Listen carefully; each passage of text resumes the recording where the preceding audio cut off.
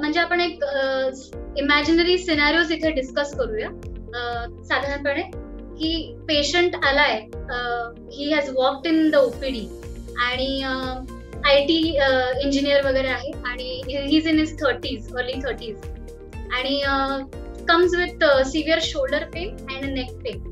आणि त्याचं असं रुटीन आहे, तो 8 ते 10 तास स्क्रीनच्या समोर बसतो रोज आणि एक स्क्रीनच्या समोर कंटिन्युअस तो स्टेअर करत असतो. तो साधारणपणे असा पॉश्चर आहे. सो अशा पेशंटला आपण कसं अप्रोच करणार, म्हणजे कसं डायग्नोज करणार? आजकालच्या परिस्थितीमध्ये सगळ्यांना आपल्याला वर्क फ्रॉम होमची सवय लागलेली आहे. म्हणजे आपण आधी ऑफिसमध्ये बसून प्रॉपर चेअर खुर्ची बसून आपण व्यवस्थित वर्किंग कल्चर म्हणतो आपण, त्याला मेंटेन करायचं.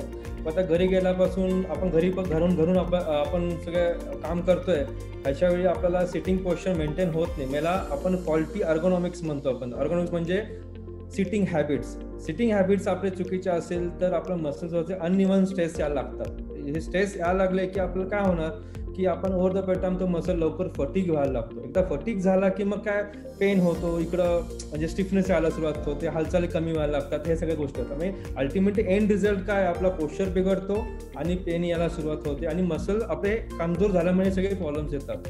त्याचा मेन कारण असं आहे की आपल्या खांद्याचा फरा जो आहे, म्हणजे हा जो खांद्याचा फरा असतो हा छातीच्या बॅक साईडला असतो, आपल्या छातीच्या मागच्या साईडला असतो, ज्याच्यानी तो जनरली हा फरा छातीवरती फिरत असतो आणि त्याच्या सराउंडिंग जे मसल्स असतात त्याला ते स्टेबल करतात.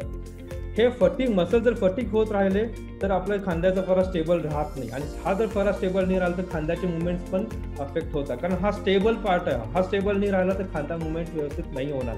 त्यासाठी आपल्या खांद्यांच्या फऱ्यांच्या भोवत्या ज्या स्नायू आहेत त्याच्यावरती आपलं काम केलं पाहिजे, आपलं पोश्चर इम्प्रूव्ह केलं पाहिजे.